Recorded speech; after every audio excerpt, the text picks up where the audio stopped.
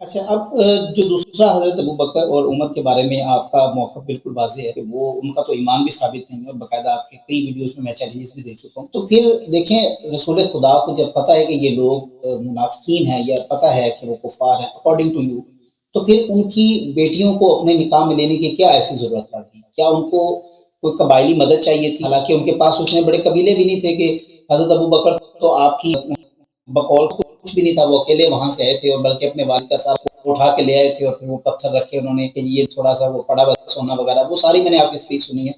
تو حضرت ان کی پھر کیا ضرورت پڑی دونوں بیٹیوں کو تو نکاح میں لینے؟ تو یہ دیکھیں، نکاح جو ہے ظاہر اسلام میں ہوتا ہے. نبی کریم صلی اللہ علیہ وآلہ وسلم نے دیکھیں، ان کی صرف ایک ہی بیوی تو نہیں تھی، یا دو بیویاں عائشہ اور حفصہ، ان کے تو 10 15 16 17 بیویاں تک ذکر کی گئی صلی اللہ علیہ وآلہ وسلم. اور نبی کے عائشہ حفصہ کے متعلق اس میں تو روایت ہے نا، آپ مسلم میں، عمر جو گئے ابو بکر کے پاس کہ میرے بیٹی سے شادی کرو، اس کی طلاق ہو چکی تھی حفصہ کو، اس نے کہا نہیں کرتا میں. عثمان کے بعد اس نے بھی ٹکرا دیا، پھر نبی صلی اللہ علیہ وسلم کے پاس آ گئے کہ میرے بیٹی سے شادی کرو، پھر نبی صلی اللہ علیہ وسلم نے حفصہ سے شادی کیا نا. تو اس زمانے میں ان کی کیا مجبوریات تھی؟ مثلا عائشہ حفصہ کی شادی نہیں ہو رہی ہے، وہ ہر ایک کے پاس جاتا ہے. یہ تو بہت ہی وہ ہے نا، وہ اس طرح کے باپ جو ہے بہت کم ہوتا ہے دنیا میں کہ کسی کے پاس چلا جائے کہ تم میری بیٹی کے ساتھ شادی کرو.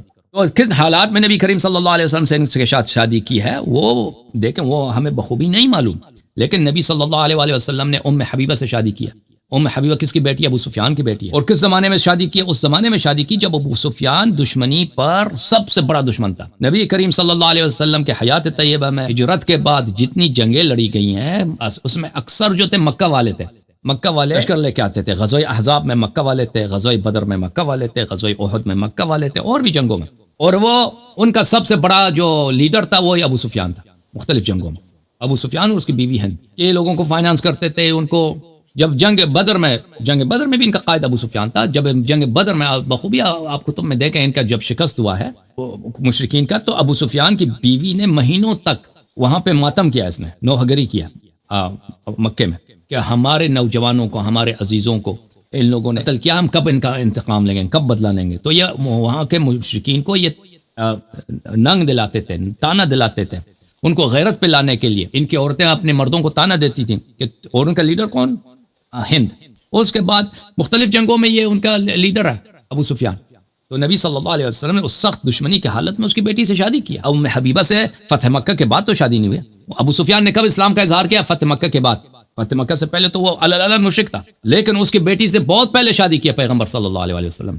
اسی طرح ان کی ایک بیوی ہے یہودیوں میں سے، ام المؤمنین حضرت صفیہ بنت حیی ابن اخطب. یہ یہودی تھی اور اس کے بعد میں مسلمان بنی، لیکن اس کا باپ وغیرہ سب تو یہودی تھے، خیبر والے تھے، ان سے شادی کی. اور اس طرح اور بھی مختلف قبائل سے انہوں نے شادی کی. تو اس کا مطلب یہ نہیں ہے کہ نبی صلی اللہ علیہ وآلہ وسلم نے ان لوگوں کی اگر کسی سے شادی کیا ہے تو ان کے والدین کی انہوں نے تائید ہو. اس میں خود دیکھیں، یہ سورہ مبارکہ تحریم جو ہے اس میں سے اکثر آیات، بلکہ تقریباً شاید سب کے سب عائشہ حفصہ کے متعلق، اس میں اللہ تعالیٰ نے بتا دیا کہ یہی غلط فہمی، یہی حجت ہوگا نا مسلمانوں میں کہ فلانی تو نبی صلی اللہ علیہ وسلم کی بیوی ہے، فلانی نبی صلی اللہ علیہ وسلم کی بیوی ہے. اور جنگ جمل میں اسی لیے لوگ ریلی ہو گئے تھے، لشکر بنے تھے طلحہ زبیر اور جمل میں بصرہ میں، ہم نبی صلی اللہ علیہ وسلم کی عزت کی دفاع، ہماری ماں ہمیں بلا رہی ہے، ہم کیسے اپنی ماں کو چھوڑ رہے ہیں؟ صرف اسی بات پہ، وإلا ان کا کوئی حق نہیں بنتا بغاوت کرنے کا، لشکر لانے کا.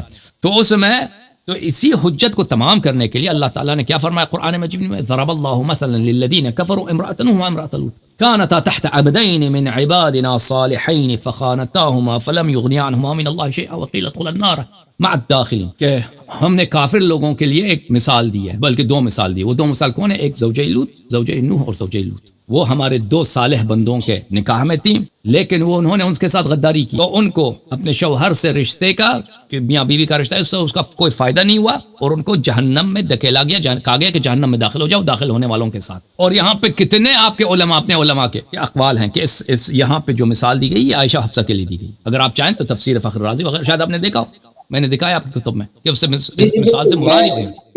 تو جب اللہ تعالیٰ نے کہہ دیا بھائی، تو آپ حضرت دیکھیں ہمارے نبی صلی اللہ علیہ وسلم کے ازواج کے متعلق آیا نازل ہوئی ہے، اور اس کی مثال دی گئی ہے کس کی؟ نوح اور لوط علیہ السلام کے دو بیویوں کے.